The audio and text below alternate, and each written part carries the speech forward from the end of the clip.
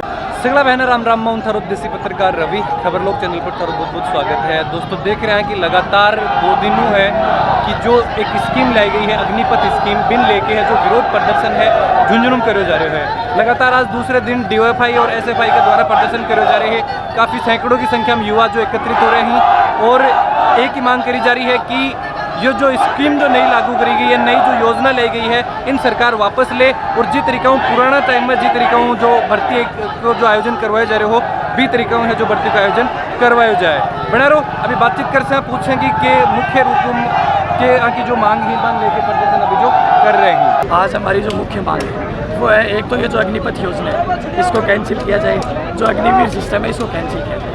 देश के अंदर जिस प्रकार से पहले जो सेना थी उसकी जो प्रतिष्ठा और उसकी जो सहप्रभुता थी यथावत उनको वैसे के वैसा रखा जाए। दूसरी, जो पहले जो सेना रैली भर्ती हुई है, कुछ भर्तियों की दौड़ बाकी है, कुछ के पेपर बाकी हैं, कुछ के रिजल्ट आने बाकी है, उन भर्तियों को सेम का सेम यथावत करवाया जाए पिछले के आधार पर। और जो ये 4 साल के लिए भर्ती का जो नियम लेकर आए हैं इसको रद्द किया जाए। हम उनसे मांग करते हैं, वो यदि सेना को मजबूत करना चाहते हैं तो वो देश के अंदर हथियार लेकर आएँ, बड़े बड़े उपकरण लेकर आएँ और ऐसी तकनीक लेकर आएँ जिससे सेना और हाई टेक्निक हो। आपने देखा होगा पीछे एक बदमाशी हुई, एक गैंगवार के अंदर एक सिंगर मारा गया जिसके अंदर एक ऐसी बंदूक का इस्तेमाल किया गया जो बंदूक मात्र एक देश के पास, सिर्फ एक रूस के पास है, और वो बंदूक देश के गैंगस्टरों के पास आ सकती है तो वो देश के जवानों के पास क्यों नहीं आ सकती। मोदी को इस दिशा में काम करना चाहिए कि जो हथियार गैंगस्टरों के पास आते हैं वो गैंगस्टरों के पास नहीं आने चाहिए, वो हथियार सैनिकों के पास आने चाहिए, वो सेना के पास आने चाहिए, जिससे सेना और मजबूत हो। और पूरे देश के अंदर भारतीय सेना 2 नंबर पर है। भारतीय सेना का जो मजबूत स्तंभ है वो 2 नंबर पर है। फिर ये सेना के अंदर ये बात करने की और मोदी को इस तरह की मुखालफत करने की जरूरत है। इसलिए हम ये इनका जो तकल्लुकी जो फरमान है इसकी मुखालफत करते हैं और इसका विरोध करते हैं। और आने वाले दिनों के अंदर ये आंदोलन किसान आंदोलन की तरह एक बड़ा आंदोलन भी बन सकता है। जिस तरीके से देखा कि देश भर में है जो और राज्यों की बात करी जा रही है, लगातार दंगा हो रहे हैं, छात्र आक्रोशित हो रहे हैं। झुंझुनू भी क्या देखा कि तरीकों के शांतिपूर्ण तरीकों प्रदर्शन वगैरह करो जाओ। देखो आज का आपने प्रदर्शन देखा है, हमने बड़े शांतिपूर्ण तरीके से किया है, किसी गाड़ी को नहीं बढ़ा है, किसी ट्रेन को नहीं बढ़ा है। मैं यहाँ उपस्थित सभी जो युवा हैं, सभी जो हमारी सेना भर्ती की तैयारी करने वाले लोग, इनको कहता हूँ कि ये किसान आम गरीब मजदूर के पैसे से बनी हुई संपत्ति है।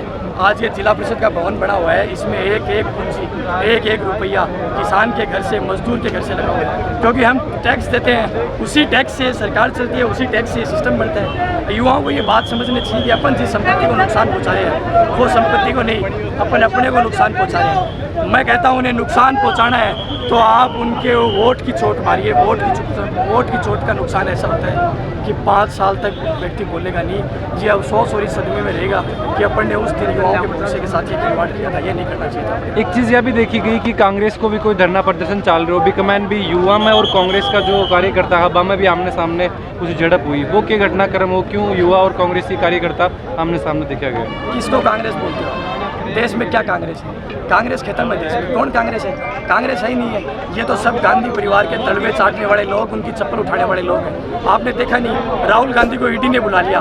पूरे देश की कांग्रेस, जहाँ इनके 2 मुख्यमंत्री, उन दोनों मुख्यमंत्रियों को, एक एक कार्यकर्ता को, एक एक एमएलए को, एक एक मंत्री को इन्होंने दिल्ली बुला लिया। दिल्ली इस बात के लिए बुला लिया कि राहुल गांधी ईडी के दफ्तर में जाएगा। अरे कौन है राहुल गांधी? कौन है राहुल गांधी? कभी इन्होंने बोला क्या?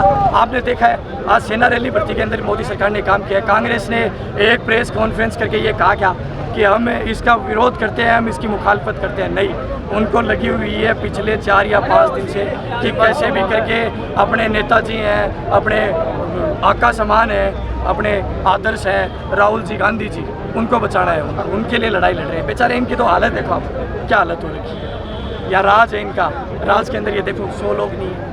राहुल गांधी को बचाने की बात करते हैं, ईडी से डरते हैं। अरे जब उसने चोरी नहीं की, भ्रष्टाचारी नहीं की, तो सीना चौड़ा करके जाए।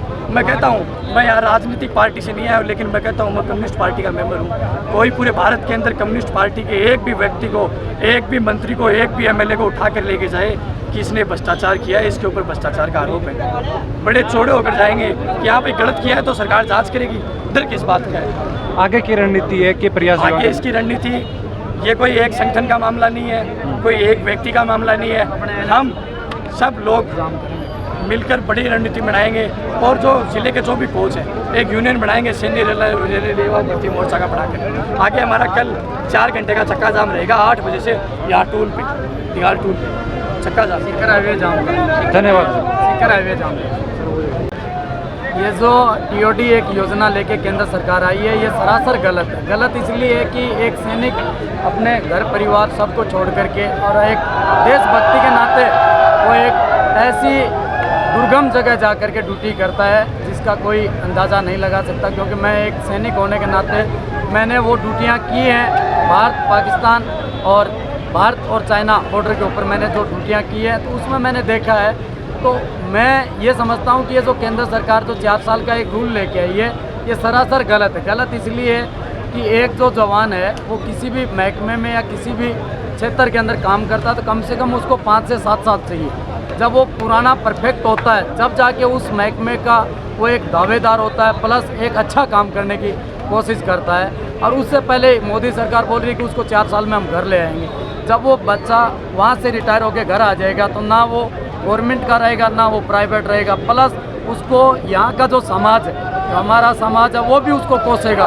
उसको एक सीधी लैंग्वेज भाषा में बोलेगा कि आप इतने अच्छे होते तो आपको फौज में रखा जाता। तो ये सरासर गलत कर रही है गवर्नमेंट। और दूसरा मैं ये बोलना चाह रहा हूँ कि जो ये गवर्नमेंट बोल रही है तो वो एक सैनिक को टारगेट क्यों कर रही है? कितना कमा रहा है वो सैनिक? 15,000, 20,000, 30,000। ये जो बड़े बड़े मुर्गे हैं, जो बड़े बड़े एमपी एमएलए, जो बड़े बड़े रईस हैं, उनको पकड़िए ना। पैसा तो देश का वो ले रहे हैं। एक एमपी है, वो अगर 5 बार एमएलए बनता तो 5 बार उसको पेंशन मिल रही है। एक सैनिक तो एक बार अपने जीवन में 15 साल ड्यूटी करके आता है, 15 साल यहाँ आके अपना जीवन जीता है, उतने दिन उसको पेंशन मिल रही है। तो मेरा कहने का अर्थ ये है कि ये जो मोदी सरकार ने किया बिल्कुल सरासर गलत किया हमारे इन भाइयों के साथ में। और ये जो नौजवान है जो आज इतने आक्रोश हैं, ये गलत आक्रोश नहीं है। जबकि हम झुंझुनू से आ रहे हैं, झुंझुनू के अंदर हमने इन बच्चों से रिक्वेस्ट की है कि ना ही किसी के साथ तोड़फोड़ करोगे, ना ही कोई अभद्र व्यवहार करोगे। जबकि पूरे देश में कहीं ट्रेन चलाई जा रही है, कहीं बस चलाई जा रही है, कभी हाईवे जाम किए जा रहे हैं। हमने यहाँ पे ऐसा कोई कानून को उल्लंघन नहीं किया, क्योंकि हम ये एक सैनिकों का जिला है और सैनिकों का जिला होने के नाते इस देश को एक संदेश दे रहे हैं कि हम जितने खामोश हैं उतने हम झाड़ फाड़ने वाले भी इंसान हैं। लेकिन हमारी खामोशी के अंदर ये केंद्र सरकार समझे, टीओडी को वापस ले और हमारे जवानों की जल्दी से जल्दी भर्ती खोले और इन जवानों को भारत माता की सेवा करने का अवसर प्रदान करे।